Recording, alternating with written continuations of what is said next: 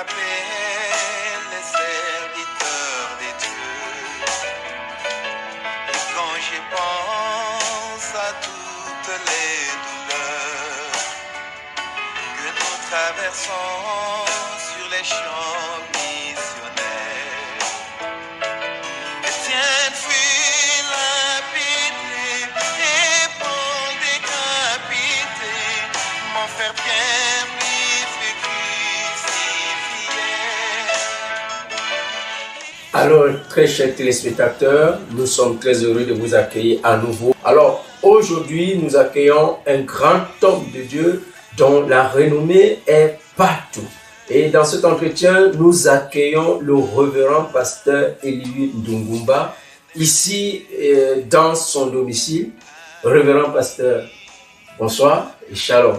Bonsoir, bienvenue.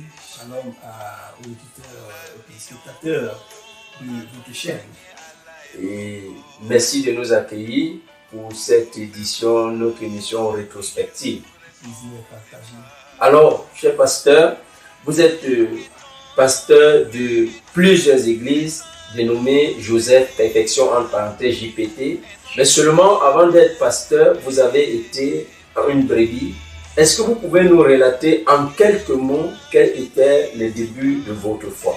C'est vraiment tout un livre à écrire. Les débuts de ma voix, c'est que je viens des églises évangéliques, de l'église presbytérienne, où mon père a évolué comme serviteur de Dieu. Et à un moment donné, j'ai commencé à ressentir le goût de sonder les Écritures, c'est-à-dire la Bible. Et je réalisais qu'il y avait quelque chose de plus qu'il me fallait. Et c'est ainsi que j'entre à la recherche du Seigneur. Et en 1988, j'entre en contact avec le message du temps de la fin. En 1989, le 1er janvier 1989, c'est là où je prends mon engagement dans les eaux au nom du Seigneur Jésus-Christ. Ça n'a pas été facile. Vous voyez, vous sortez des presbytériens et vous retrouvez dans une église réveillée qui a déjà avec une mauvaise renommée. Mais en tant que fils de pasteur, j'ai vu qu'il y avait quelque chose d'important dans ce milieu. Et c'est là où je m'engage à servir le Seigneur.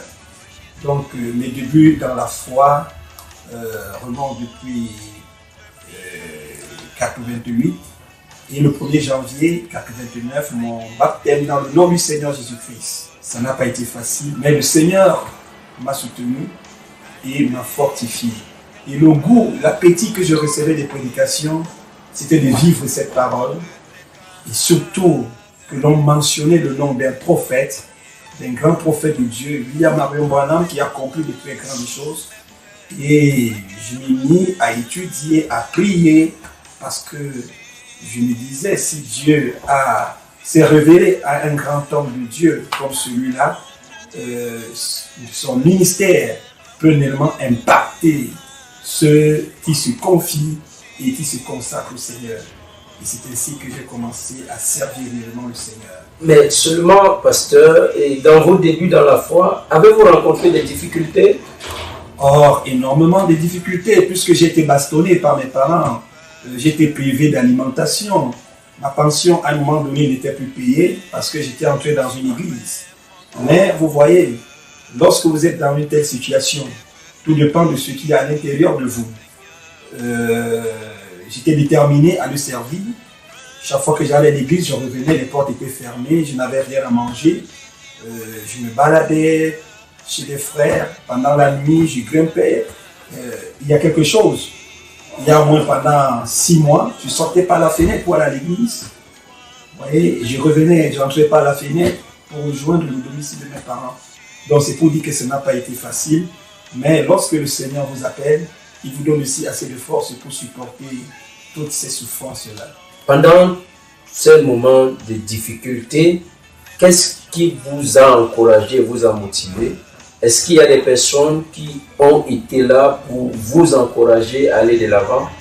Oh là là, la fraternité, l'amour. Je suis arrivé dans un milieu où les gens étaient accueillants, une famille où il n'y avait pas de supérieur. Nous étions vraiment tous des vieillards, des enfants. Nous avancions ensemble. Je pouvais parler avec un aîné. On pouvait échanger, me donner toute son attention. Vous voyez, c'est des choses qui ont galvanisé. Il n'y avait pas de rang, de classe sociale, il n'y avait pas de différence. Bref, nous étions tous des enfants de Dieu. Et c'est des choses qui m'ont beaucoup fortifié à persévérer dans la foi. Alors, pasteur, puisque nous vous accueillons cet après-midi, nous aimerons savoir comment comment avez-vous été appelé au ministère? L'appel au ministère, c'est vrai que quand je croyais au Seigneur, ce n'était pas pour venir prêcher. J'avais mes ambitions d'être un expert comptable, ça risque compter de l'argent. Mais je peux avouer que j'ai trouvé des hommes de Dieu voués à l'œuvre du Seigneur. Des gens qui prêchaient et qui m'impactaient réellement. Beaucoup sont partis, d'aucuns sont là. Il y a, à l'instar du feu révérend Sanama Likama, Laurent, qui m'a beaucoup impacté par sa manière de prêcher. Et il y avait le révérend Otto Yobo Joseph. Ok, l'appel au ministère commence dès lors où je prends mon baptême, le 1er janvier 1989, baptisé par le révérend évangéliste Sanama Laurent, ce Sanama Laurent que nous venons de déposer dans le MAM. Pendant qu'il me baptisait, il va prophétiser que ces garçons ne mourront pas sans prêcher l'évangile.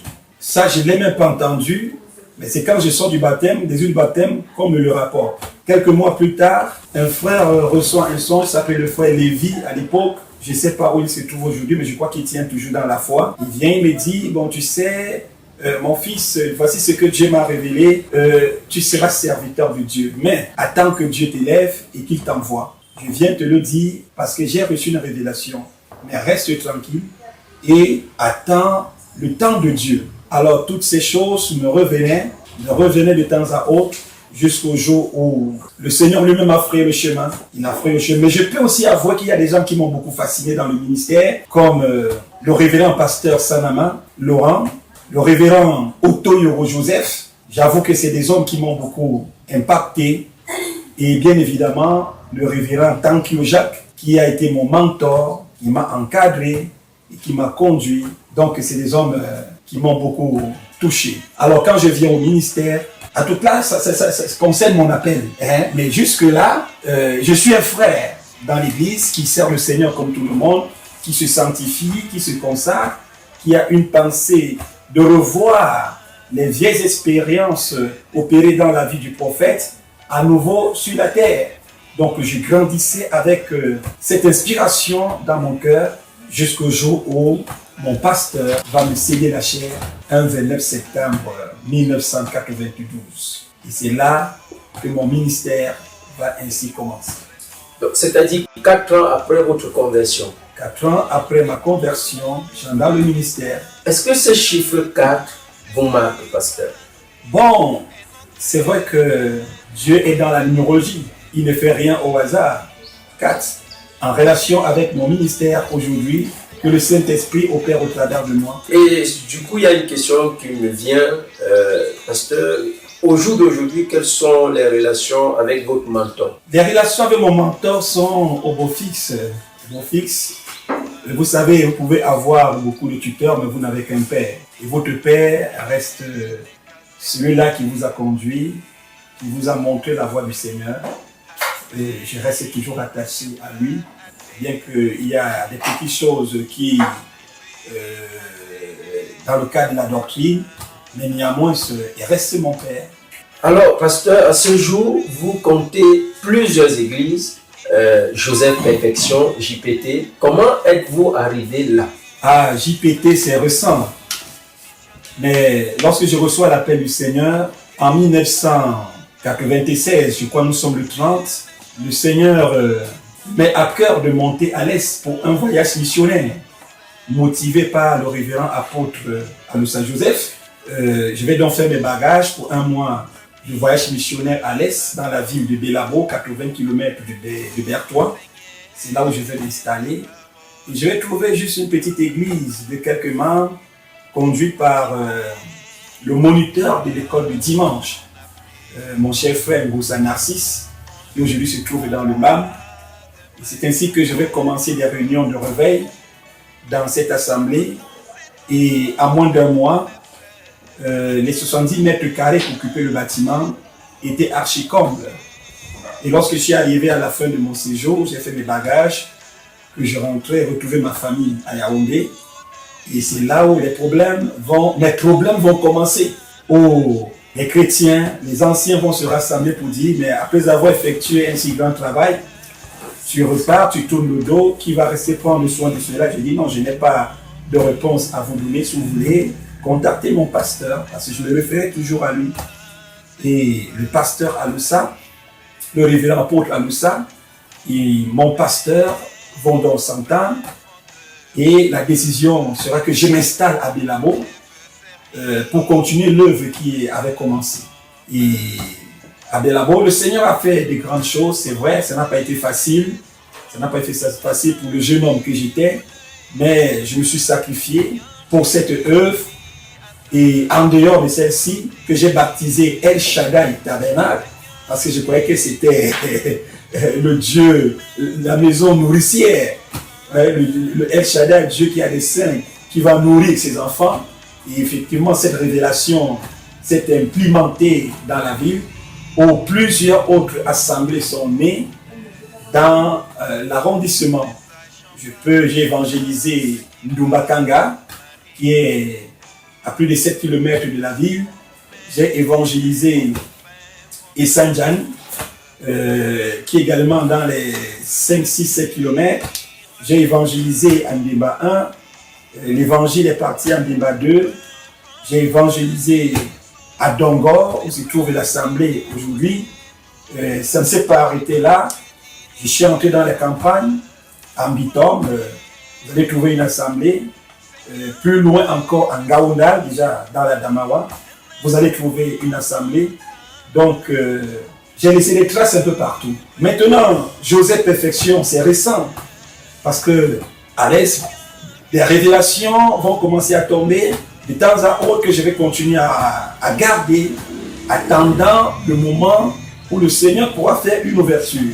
Et c'est ainsi que le 17 novembre 2008, le Seigneur me demande de revenir à Yaoundé pour une œuvre grandiose. Alors, je me posais la question de savoir comment cela va se passer. J'ai pas une maison, j'ai pas des gens. Comment est-ce que cela va se passer? Mais de toutes les façons, je me suis référé au Seigneur jusqu'à ce qu'il a ouvert le chemin. Et je vais donc commencer mon assemblée, Joseph Perfection Tabernacle à Ikounou. Et Dieu va bénir cette œuvre. Aujourd'hui, elle est là. Tout le monde peut contempler ce chef d'œuvre. Et à partir de Joseph Perfection Tabernacle Ikounou, le Seigneur va étendre l'œuvre du côté de Damas, maison Damas, où nous allons également ouvrir une porte. Ça ne va pas s'arrêter là. Une autre porte va s'ouvrir du côté de Touguébé vers le centre des handicapés, que le Seigneur est également en train de bénir. Il y a juste un mois, ça fait pas encore un mois, okay, il y a quelques semaines, le Seigneur va encore me frayer un chemin du côté d'une Colbison, à l'usine des eaux, où nous sommes actuellement en train de travailler pour présenter le prophète. Donc, l'œuvre de Dieu avance. Beaucoup m'appellent pasteur, mais je crois qu'à partir de là, le terme pasteur n'a plus de place. Alors, on voit un ministère apostolique en action. Ok, pasteur. Bon, déjà, chers téléspectateurs, lorsque nous parlons, le pasteur parle d'Ekounou, Ekounou est l'un des quartiers populaires de Yaoundé, et également Nkolbison, c'est vers la périphérique, également l'un des quartiers aussi populaires de Yaoundé, et Damas, pareil, et tous ces quartiers, nous sommes bien à Yaoundé, et nous sommes reçus chez le pasteur Eliou Ndungumba, Adalbert, qui nous raconte, avec lequel nous entrons dans la rétrospective de ces débuts de la foi, comment Dieu l'a appelé au ministère. Vous êtes des téléspectateurs de Voice of Eagle Recording, puisque pour le moment, nous sommes en co-présentation avec JPT Info, qui est la chaîne télévisée du pasteur Eliou Ndungumba. Qu'est-ce que vous pouvez nous dire sur cette chaîne d'info? La chaîne info, c'est déjà une inspiration qu'on a eue depuis. Nous croyons que le message ne doit pas rester fermé dans des chambres ou dans des salons. Il est important d'étendre les témoignages de ce que Dieu fait au milieu de nous et dans le cadre du message du temps de la fin. C'est ça qui nous a motivés de mettre JPTV en action. Oh. Nous voyons que les églises s'appellent JPT et la chaîne d'info aussi s'appelle JPTV. Mais déjà la question qui me vient à l'esprit, pasteur, pourquoi déjà toutes ces églises s'appellent Joseph Perfection? Joseph Perfection, pourquoi? Parce que c'est une révélation que le Seigneur va me donner en 2009. Pendant que j'étudie le livre de Joseph, la vie de Joseph, je vais être marqué évidemment par ce personnage. Et quand je vais le mettre en relation avec ma vie, je vais trouver des similitudes.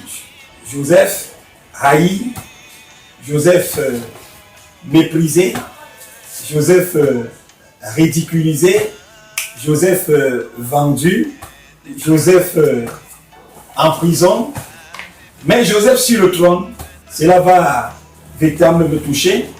Et quand je vais rapprocher cela avec les déclarations du prophète, alors nous réalisons que Joseph, c'était un type dont l'antitype est le Seigneur Jésus-Christ. Et Joseph veut dire ajouter. Donc, et dans l'église apostolique, il est dit que le Seigneur ajoutait tous les jours à l'église ceux qui étaient sauvés. Alors, quand on parle de Joseph, on voit déjà la bénédiction sur le plan spirituel et la bénédiction sur le plan matériel, la bénédiction sur le plan financier, la bénédiction sur tous les domaines, mais aussi en passant par un chemin, un couloir qui est appelé la souffrance. La souffrance. Donc, si nous comprenons bien, ça veut dire que vous avez été moqué, ridiculisé, méprisé. Ah, c'est pas facile. L'œuvre au Cameroun, c'est pas facile, c'est pas facile. Vous savez, il y a dans chaque société, on sait que si tel a parlé, on l'écoute très facilement. Mais quand vous venez du désert, vous n'êtes pas connu, alors ça devient un peu très difficile. Mais qui est celui-là? Mais d'où vient-il? Qu'est-ce qu'il peut bien nous dire? Qu'est-ce qu'il peut bien nous apporter? Vous voyez, depuis ma mort, vous voyez ce genre de comportement. Il faut vraiment que Dieu entre en scène pour montrer que c'est lui qui parle au travers de tel ou de tel. Donc, mais c'est nécessaire. Il faut passer par là. Si vous avez un objectif, vous avez une vision, vous ne serez pas toujours acclamé. Vous ne serez pas toujours le bienvenu. Mais si vous avez une inspiration, vous avez une vision de l'œuvre, alors vous foncez et vous laissez le Seigneur faire le reste. Ok, pasteur. Et j'ai envie également une question qui me vient à l'esprit. Ayant vécu tout cela, quel est votre rapport dans la jeune génération aux jeunes ministres? Oh, c'est là où je m'active pour dire aux jeunes, ne restez pas à condamner les anciens, ne restez pas à gérer les humeurs. Si le Seigneur vous a appelé, mettez-vous dans le champ des missions.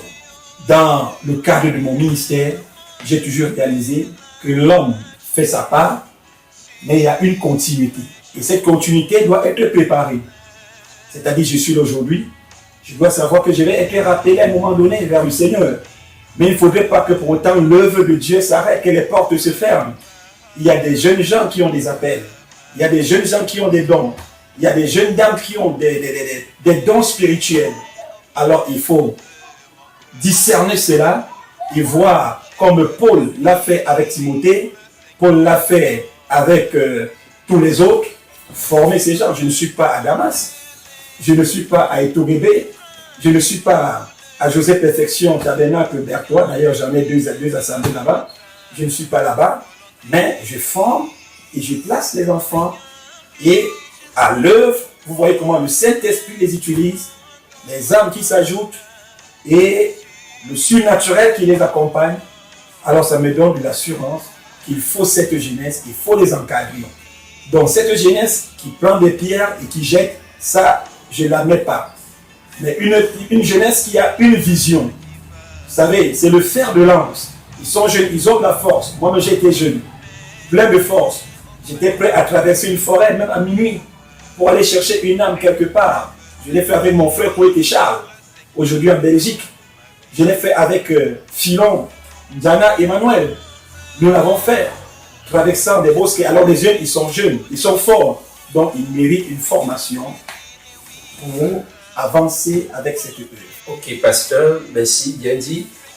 Au moment où nous sortons de cet entretien, est-ce que vous pouvez relater quelques expériences que vous avez eues dans votre ministère à nos chers téléspectateurs de Voice of Eagle Recording? Ah, les expériences ou les témoignages qui sont légion. J'aime le surnaturel. Jésus a commencé avec le surnaturel et il a fini avec le surnaturel. Mon prophète, William Marion Branham, a commencé avec le surnaturel, il a fini avec le surnaturel.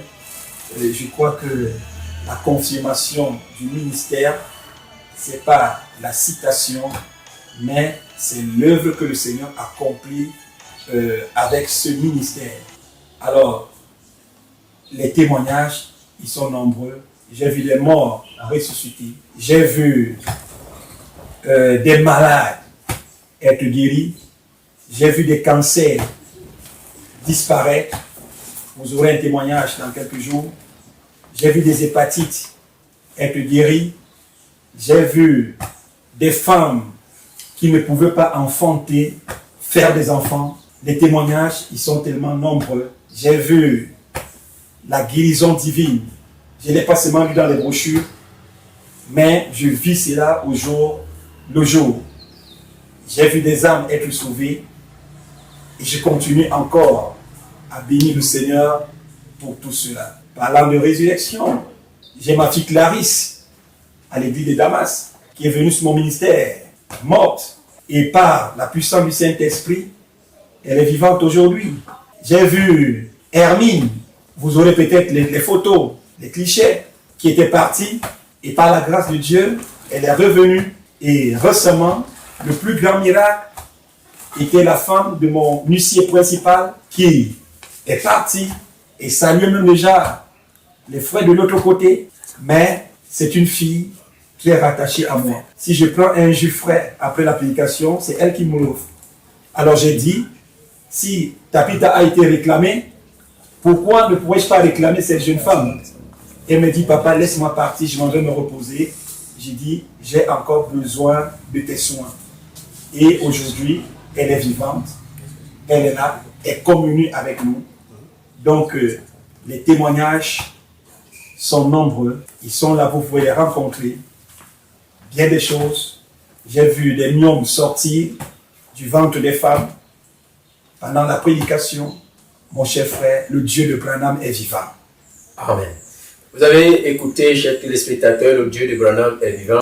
Je souhaite longue vie à cette chaîne et je constate que dans le message, il y a beaucoup d'innovations, beaucoup de choses qui sont en train d'être faites et qui méritent d'être encouragées. Vous savez, ils étaient rassemblés à Jérusalem et lorsqu'un miracle était fait à Nazareth, toute la contrée était au courant. Mais aujourd'hui, le monde est grand. Alors nous avons besoin de ces médias pour pouvoir diffuser les témoignages des frères, ce que Dieu accomplit. Et je crois que ça peut aussi aider les frères qui sont dans la détresse ou qui sont malades de savoir que Jésus-Christ est le même hier, aujourd'hui et pour toujours. Et comme je l'ai toujours dit, c'est le thème principal de la prédication de William Marion Branham. Chers téléspectateurs, nous étions en compagnie du révérend pasteur Elihu Ndungumba. Dans son domicile, il nous racontait ses expériences. Nous sommes entrés dans la rétrospective puisque vous écoutez l'émission rétrospective. Et à très bientôt et veuillez vous abonner à notre chaîne. Que le Seigneur vous bénisse. Shalom. Shalom.